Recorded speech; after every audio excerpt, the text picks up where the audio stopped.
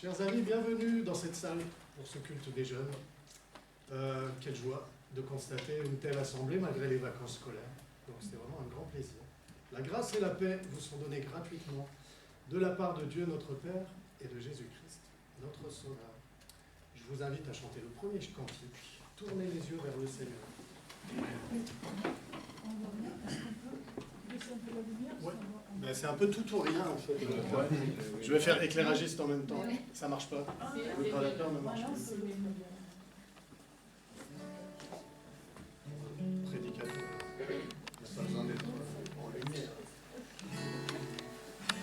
T'arrives à lire,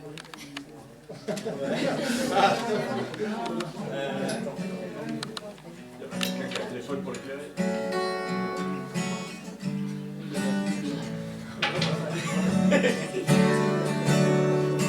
Tournez les yeux vers le Seigneur et rayonnez de joie.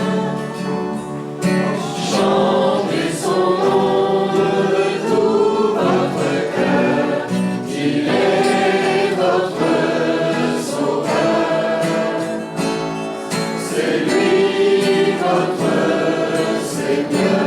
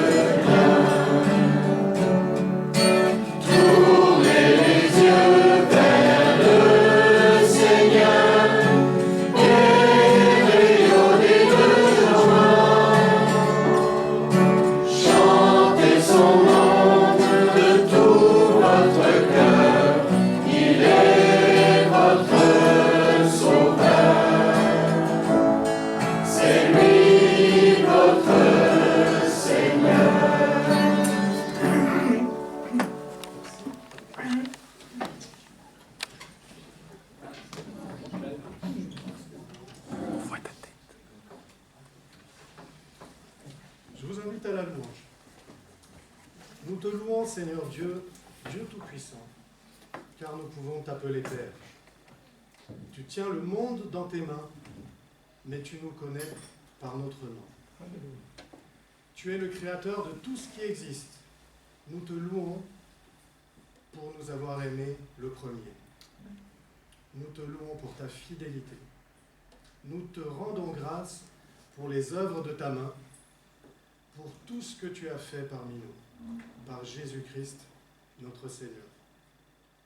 Sans cesse, nous t'acclamerons et nous chanterons ta gloire. Amen. Je vous propose de vous lever pour le chant suivant. Jeunes et vieux, se réjouiront ensemble.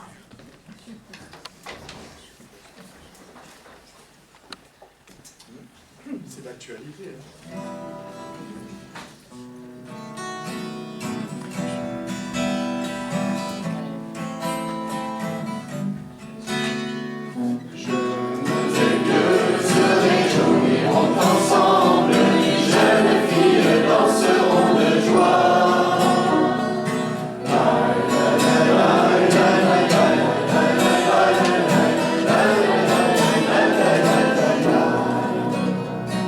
Changerai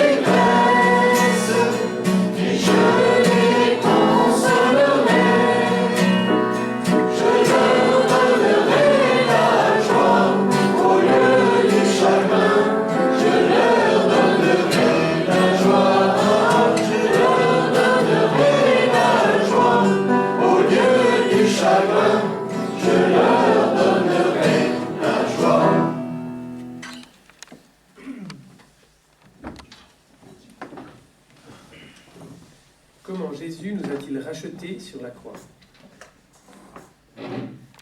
Beaucoup s'imaginent cela de la façon suivante. La mort sur la croix est la grande catastrophe. Mais Dieu merci, tout change pour le bien avec la résurrection. Ouf, tout juste, Jésus a vaincu la mort, hurrah.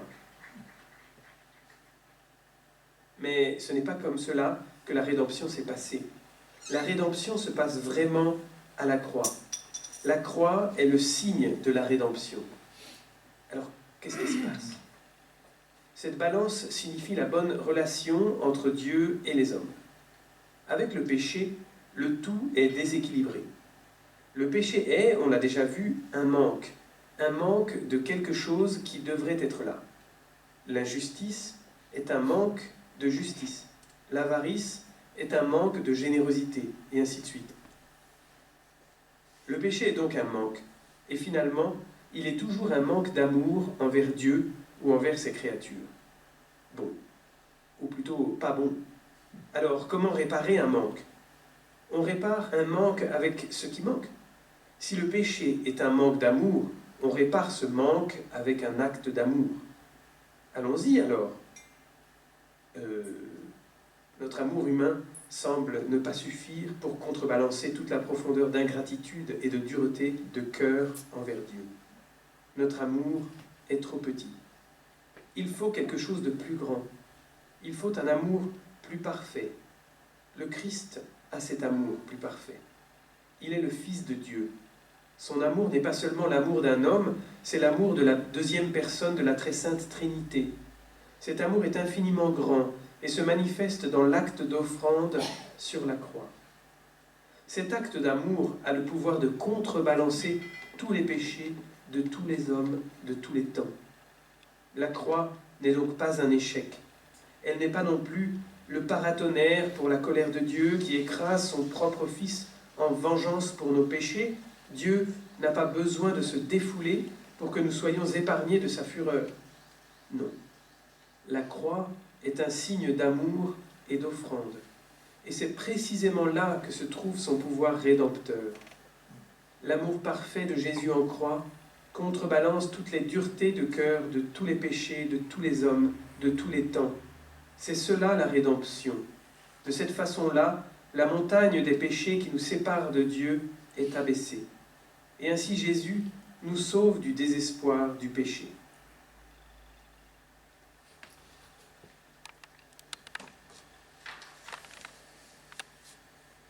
Car il n'y a donc maintenant plus aucune condamnation pour ceux qui sont en Jésus-Christ, dit l'apôtre Paul dans sa lettre aux Romains. Je vous invite à vous lever pour recevoir le pardon de Dieu en Jésus-Christ. Dieu a tant aimé le monde qu'il a donné son Fils unique, afin que quiconque croit en lui ne périsse point, mais qu'il ait la vie éternelle. Voilà la bonne nouvelle de Jésus-Christ qui a pris sur lui nos fautes. Il nous délivre de nos servitudes, de nos fatalités, de nos craintes, et nous appelle à une vie nouvelle avec lui. Que Dieu mette dans notre cœur l'assurance de son pardon, et qu'il nous donne de marcher vers son royaume. Réjouissons-nous. Alors je vous propose un nouveau chant, un chant qu'on a appris avec les jeunes, et ils vont vous l'apprendre. Ça s'appelle « Je chanterai gloire ». Il est très facile.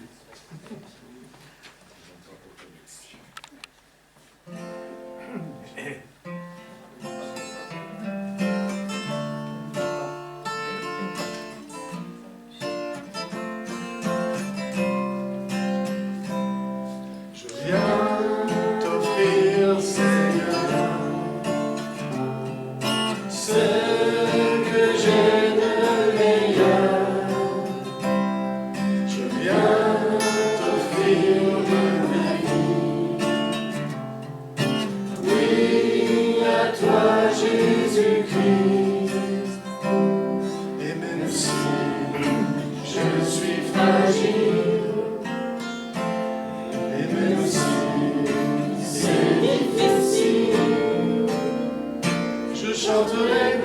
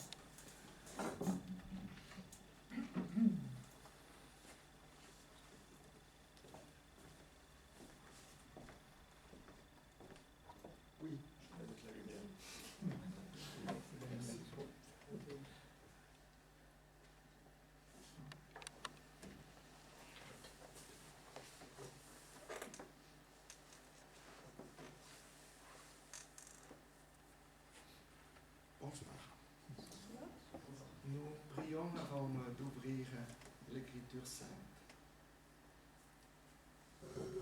Seigneur, très souvent, nos Bibles sont fermées, nos yeux sont fermés et nos oreilles aussi. Nous sommes parfois des aveugles qui n'en ont pas conscience, des sourds qui n'en ont pas conscience, des lecteurs qui ne lisent pas Dieu dans l'essentiel comme nous venons de le chanter. Mais au moins en ce moment, nous sommes dans l'écoute, nous sommes dans la lecture, nous sommes dans le partage. Et pourtant, tout cela est assez inutile si ton esprit ne vient pas nous visiter. Ce culte a commencé par un long moment de prière, un commencement avant le commencement. Que cette prière et cette attitude priante nous accompagnent. On ne peut pas lire la Bible sans prier la Bible simultanément. On ne peut pas l'expliquer et l'illustrer si nos cœurs est aride et nos intelligences aussi. Nous te prions, Esprit Saint, Esprit de Dieu, Dieu, demeure avec nous. Amen.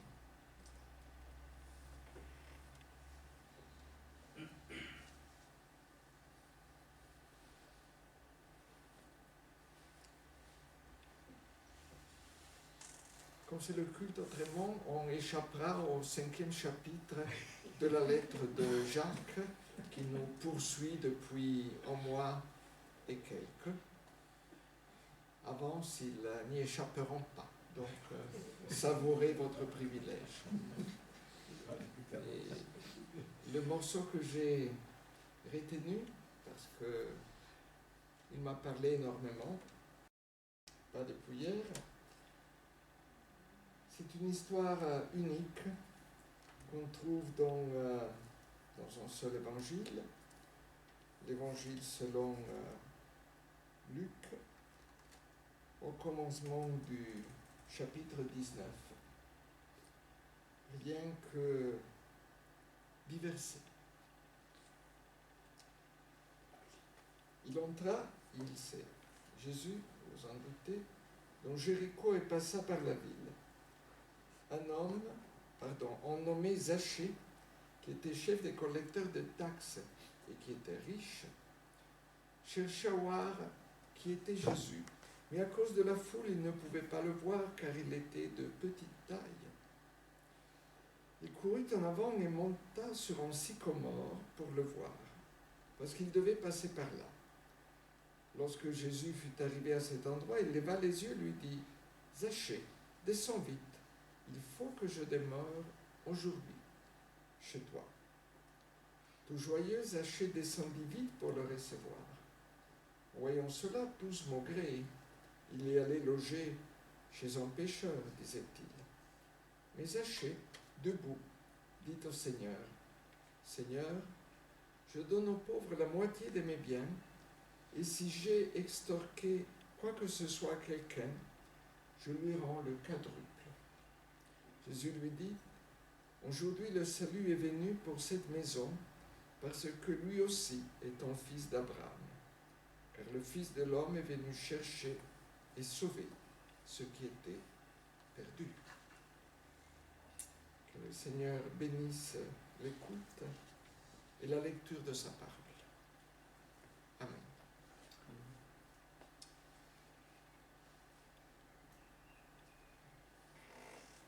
Zachée avait raté son prénom.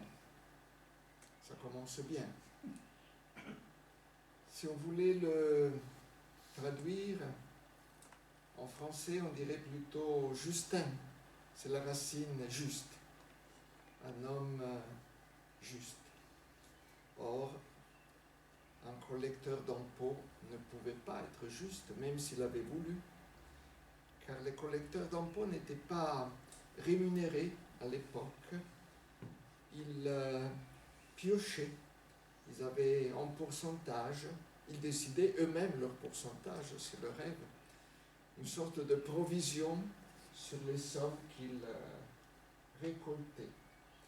Il n'y avait pas de barème, l'équité fiscale est difficile de nos jours. Imaginez-vous, il y a 2 millénaires sous occupation romaine. C'était son métier, un métier haï par tous, mais très, très profitable.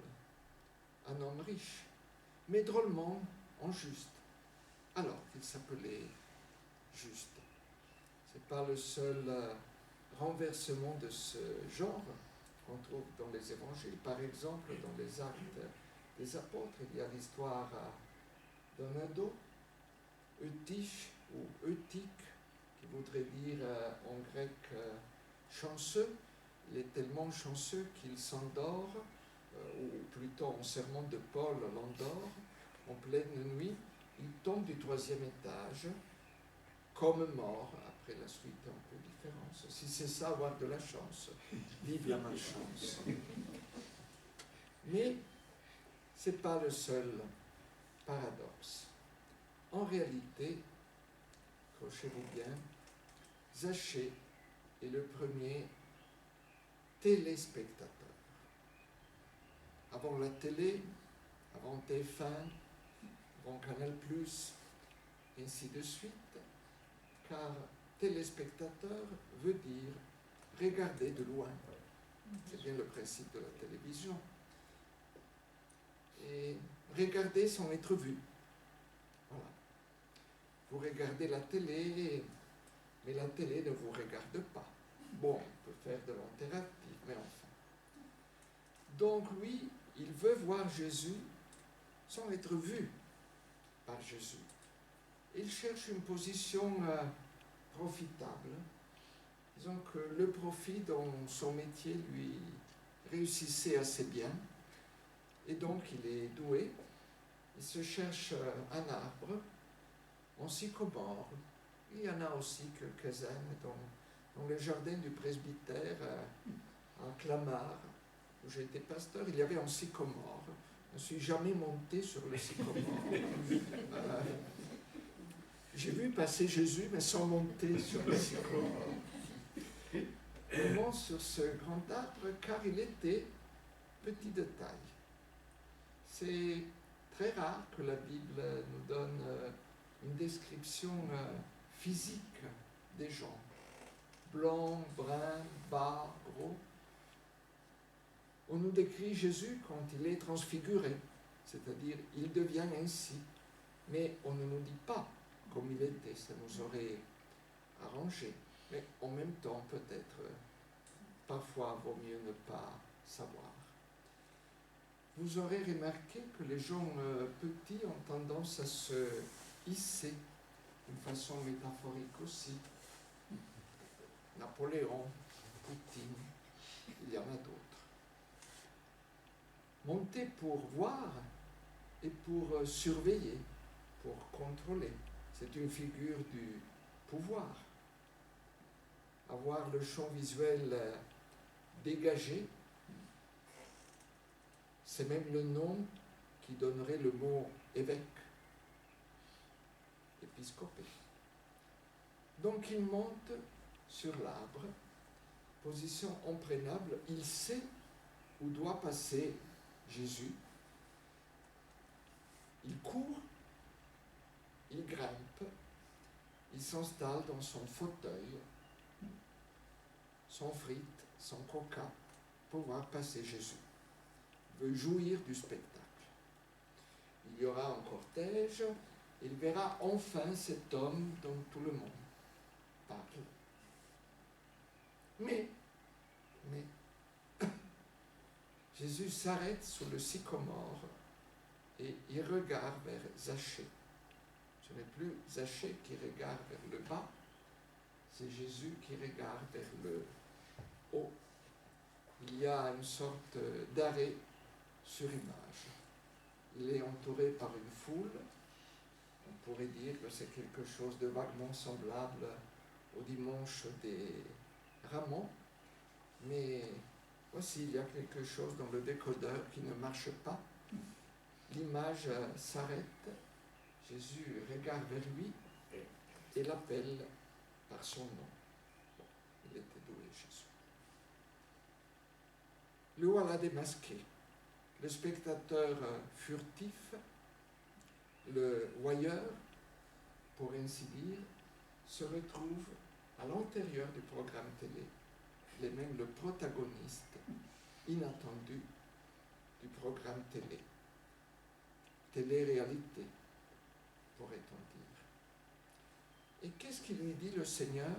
Il lui dit, descends.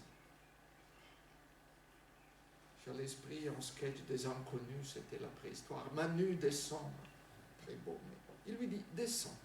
Et avec toute la peine qu'il s'était donnée pour monter, avec toute la peine qu'il s'était donnée pour ne pas être reconnu, pour ne pas être dans la foule, mais au-dessus de la foule, mais non, on lui dit de descendre. C'est-à-dire, on lui dit de faire exactement le contraire de ce qu'il a fait. D'un coup, toute la scène se tourne vers lui. Lui n'est pas un évangéliste, c'est un metteur en scène remarquable. Dans le livre des Actes, on peut le constater aussi. Et donc, il n'a pas le choix. Oui, il pourrait dire, non, non, je reste là, grimper sur l'arbre. Non, il descend. Ce qui nous frappe dans ce récit, c'est qu'il descend tout joyeux. Mais comment tout joyeux? Moi, j'aurais été très embarrassé. Dès qu'on est démasqué, dès qu'on est contraint, on a presque honte. Et ensuite, il sentait sur lui un regard qui n'était pas un regard positif de la part de tous les autres. Les autres ne l'avaient pas vu. Pourquoi? Il s'était perché. Mais parce qu'il craignait aussi le jugement des autres, des mots, on va dire, peu gentils. Il est un peu, en tout cas, il me rappelle la Samaritaine, la femme de Samarie, qui était venue puiser à midi, quand le soleil est écrasant. Personne ne puise à midi, mais à midi, on a la certitude d'être seul à puiser. C'est tellement absurde. Et pourtant, elle trouve Jésus à midi. Et Zachée trouve Jésus. Zachée est en haut, Jésus est en bas. Nous, on aurait envie de mettre Jésus en haut et Zachée en bas. Mais l'Évangile nous surprend toujours. Il ne se limite pas, Jésus, à le faire descendre. Il s'invite chez lui. Je crois que s'inviter chez les gens, ça peut être un don pastoral, un don un peu douteux, mais ça peut arriver, voilà. En général, on invite quelqu'un, mais de temps en temps, quelqu'un s'invite chez vous. Jésus avait des mauvaises habitudes vraiment mal élevées. Je ne connais pas sa maman et son père, mais enfin, il s'invitait chez les gens, tout le temps, sans invitation, sans prévenir, sans les connaître. Sans les connaître. Ça vous est déjà arrivé de vous inviter chez quelqu'un qui vous est parfaitement inconnu? Peut-être, mais pas très souvent. Il lui dit, prépare-moi un repas. Évidemment, le repas n'est pas prêt. On nous a dit que les disciples suivent leur maître. La suivance, il y a toute une rhétorique de la suivance. Et dans cette histoire, Zachée précède son maître. C'est exactement l'envers. C'est Jésus qui suit. Donc il y a une course à l'aller pour monter sur le sycomore, puis il y a une course au retour pour faire préparer un banquet pour le Seigneur. Et voilà que les gens ne sont pas contents. D'habitude, les gens ne sont pas contents. C'est quelque part leur état naturel, une morosité qui n'est pas seulement française, elle est universelle. D'emblée, nous voyons ce qui ne marche pas et les gens ne sont pas d'accord avec Jésus. Alors que jusque-là, jusqu'à l'arrêt sur image, ils faisaient partie du fan club. Mais immédiatement, les gens prennent du recul et se mettent à dire il ne faut pas manger avec un public. Car partager le repas, c'est quand même une figure de la communion. Ce repas avait beau ne pas être une sainte scène, mais un repas c'est communiel. Si je mange avec toi, je me compromis. C'est le signe d'une liaison, c'est le signe d'une amitié, c'est le signe d'un amour. Les paparazzi vivent de photos piquées où on voit un tel avec une telle au restaurant avec un gros téléobjectif. Ça prouve quelque chose. Donc ça prouverait l'acquaintance de Jésus avec un ripoux notoire, en plus collaborateur de Romains. Donc quelqu'un qui spoliait les Juifs avec l'autorisation de l'occupant. Ça vous rappelle peut-être des histoires. Spolier des Juifs avec l'autorisation de l'occupant. Il ne pouvait pas être très populaire et à la libération, il aurait peut-être passé un mauvais moment. Mais il n'y a pas eu de libération en Israël. Là, c'est une autre histoire. Nous voici donc dans le banquet. Dans le banquet, finalement, Zachée est un protagoniste consentant. Sur le sycomore, il avait été un protagoniste non consentant. Et dans le banquet, il est doublement consentant. D'abord, il a accepté la proposition de Jésus. Et ensuite, il prend la parole. Et peut-être ce qu'il va dire tombe bien dans un premier dimanche de carême. Je reprends verset 8. Mais Zachée, debout, donc il se lève. Il assume, enfin. Debout, ça ne devait pas être grand-chose, peut-être 1,50 m, mais c'est le geste qui compte. Zachée, debout, dit au Seigneur, Seigneur, il n'était pas son disciple. Un téléspectateur dirait Seigneur à Patrick Sébastien, je ne sais pas si Patrick Sébastien se vit toujours. Quand j'ai quitté la France, il se vissait. C'est une confession de foi. Il ne lui dit pas, Monsieur, mon invité qui m'honore. Il dit, Seigneur, il continue, je donne aux pauvres la moitié de mes biens. Est-ce que Jésus lui avait demandé quelque chose? Zéro. Est-ce qu'il était passé à confesse et on lui avait dit, oui d'accord, 3 pater, mais vous donnez la moitié de vos biens aux autres comme pénitence? Non. Ça a l'air d'être un acte libre. Je donne aux pauvres la moitié de mes biens, et si j'ai extorqué quoi que ce soit, j'aime bien ceci. Bien sûr qu'il a extorqué énormément, il ne faisait que ça. C'était le fonds de commerce de son métier. Mais il est pudique. Si j'ai extorqué quoi que ce soit à quelqu'un, je lui rends le quadruple.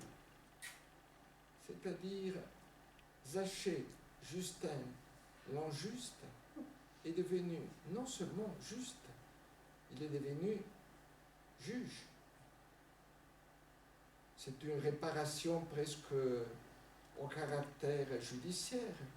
Le quadruple, c'est un verdict, c'est une sentence de justice. Eh bien non. L'accusé est devenu juge, il s'est jugé, il s'est condamné. C'est pas courant dans le judiciaire. Et ce n'est pas terminé. Le dernier mot est à Jésus.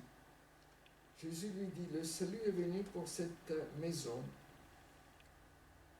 parce que lui aussi, donc il l'indique, est un fils d'Abraham.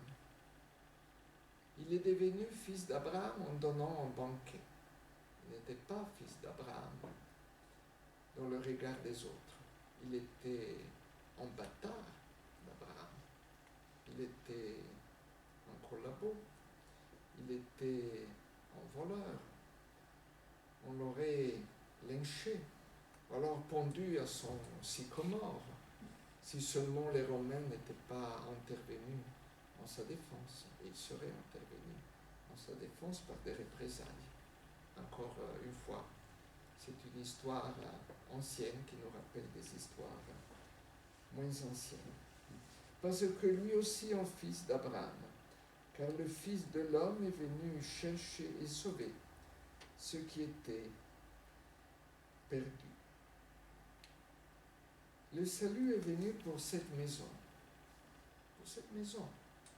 Donc ça existe un salut domestique, un salut familial, un salut qui sort de l'individu et qui concerne Madame Zachée, les enfants, les parents, les serviteurs, les servantes, les esclaves, car toute maison était une maisonnée. Dans la Bible, il n'y a pas père, mère, deux enfants, photo avec électroménager comme dans les années 50 en Amérique. C'est une vaste tribu. C'est un cousinage, pas protestant, mais un cousinage quand même. Et dès qu'on parle maison, on ne parle pas de 5 personnes, de 10, mais parfois de 15, de 20, de 25. Salut collectif pour une maison maudite, pour une maison hantée, pour une maison bâtie ou achetée avec l'argent des autres, souvent l'argent des pauvres, souvent l'argent de ceux qui ne pouvaient pas négocier leur taxation par échange de faveur. Car le Fils de l'homme est venu chercher et sauver ceux qui étaient perdus. Et là, c'est toute la théologie de Luc. Je vais vous dire un truc qui marche en anglais, qui marche en allemand, qui ne marche pas en italien, en français. Mais c'est relativement facile de s'en souvenir. C'est la théologie des 3 L en Luc. Last, lost, least. Le dernier devient le premier. Sachez. Lost, le perdu, devient le sauvé. Least, le plus petit. Et il était petit. Oh, combien petit. Sachez. Devient le plus grand. Amen.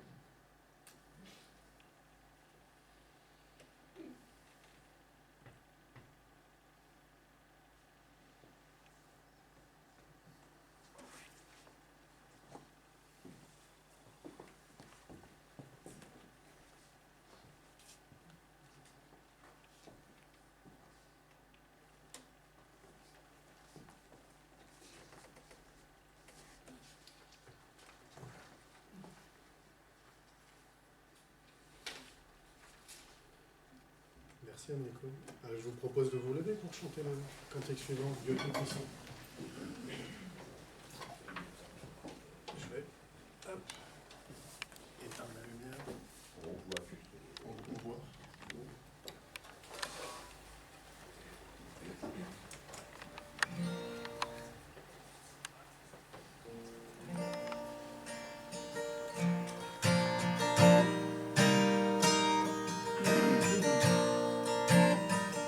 Dieu Tout-Puissant, quand mon cœur considère tout l'univers créé par ton pouvoir, le ciel d'azur, les éclairs de tonnerre, le clair matin ou les ombres du soir.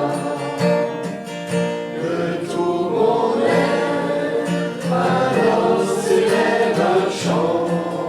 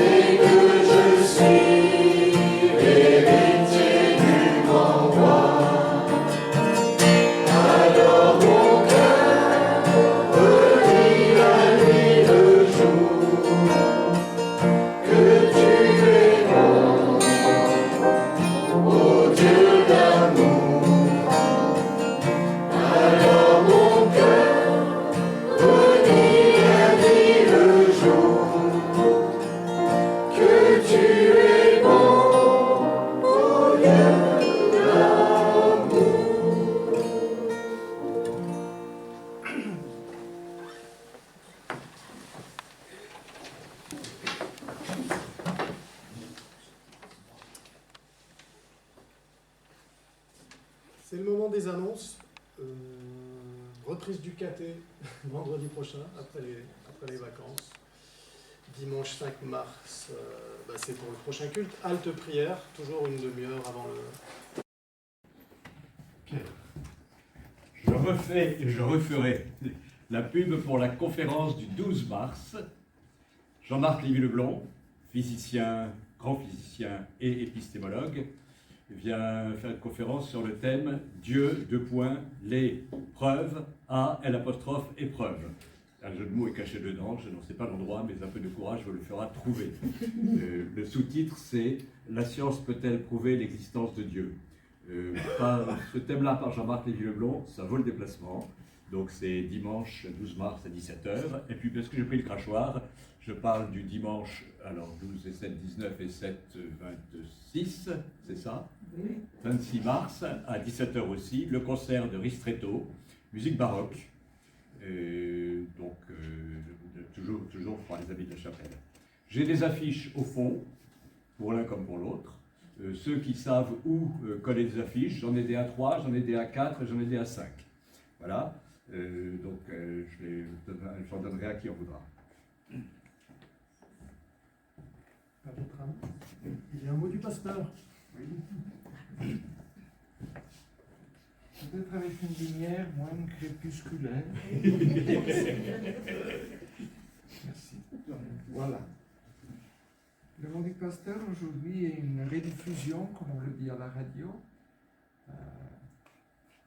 J'étais pas trop bien, merci à tous ceux qui m'ont accompagné dans cette semaine difficile, mais je dirais autre chose. J'ai déjà parlé du piano, donc de ce point de vue c'est une rediffusion, mais je vais parler de ce piano que je surnommerai volontiers piano Zaché, même s'il y a écrit piano Pleyel. Je crois que les pianos Pleyel, je vois la salle Pleyel avec des pianos à demi-queue, à queue, un peu funèbre quand même, laqué, noir.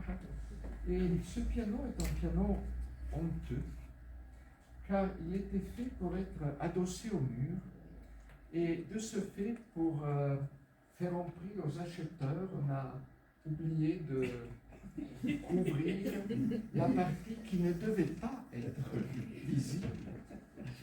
Il faut jouer devant le mur, ça inspire pas mal, pas devant les gens, mais comme Zaché, il a été renversé, et il regarde avec son péché, son limite, son manque, comme nous l'avons appris par la vidéo.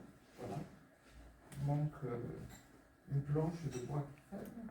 Il regarde, tout fier, si j'ose dire, en admettant qu'en piano puisse être fier, l'assemblée. Il assume son péché, car il n'y a rien de plus beau que dire ce qui nous limite, dire ce dont nous avons honte. Je l'imagine envieux des grands pianos à creux de la salle pléienne. Lui, il n'a que ça à montrer, mais en montrant cela, il est quand même unique, et à la limite mieux que les grands pianos de la salle pléienne. Et si le piano est bon, le pianiste. Voilà, c'était mon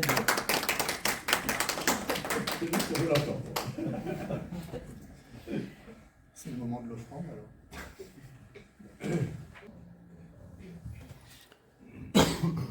Nous nous unissons dans la prière. Seigneur, toi qui es fidèle, toi qui es le même hier, aujourd'hui, éternellement, augmente notre foi, Seigneur. Aide-nous à te faire confiance, au-delà de nos doutes, de nos difficultés, pour que nous puissions te louer d'un cœur sincère et plein de joie, pour que nous puissions proclamer ton nom et partager la grâce que tu nous as manifestée en Jésus-Christ. Nous voulons déposer devant toi, Seigneur, nos soucis, nos hontes, nos questions et nos détresses. Nous te remettons notre communauté, Seigneur, et nous te prions aussi pour tous ceux qui, partout dans le monde, invoquent ton nom. Nous te prions pour tous ceux qui te cherchent, pour tous ceux qui sont dans la souffrance physique ou morale, pour tous ceux qui sont seuls, Seigneur. Pour tous ceux que nous te nommons à cet instant, dans le silence de nos cœurs, nous te prions.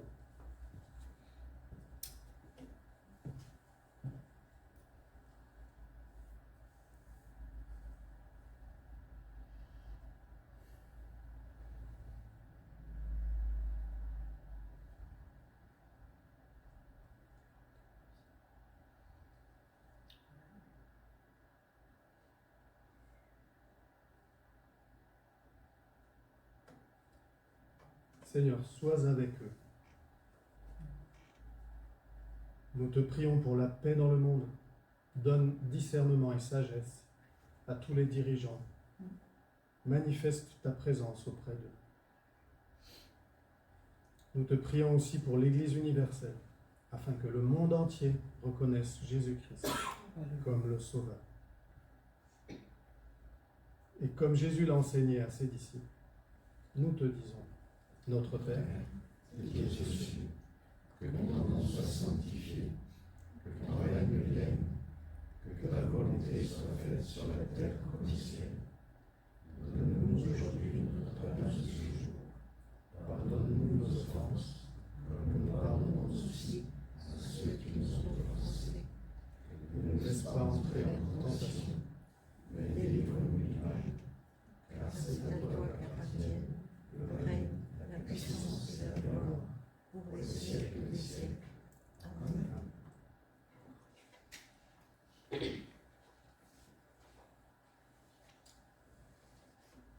Notre culte touche à sa fin. Merci à chacun pour votre présence. Merci pour les gens qui êtes venus encore une fois en pleine vacances scolaires. Il y aura un dernier chant. Ne l'oublions pas, vous me connaissez, j'ai la fâcheuse habitude de zapper toujours le dernier chant. Donc je l'annonce avant. Ne t'inquiète pas. Je vous invite à vous lever. Que le Seigneur vous bénisse et vous garde. Qu'il vous accorde sa grâce. Il tourne sa face vers vous. Allez en paix.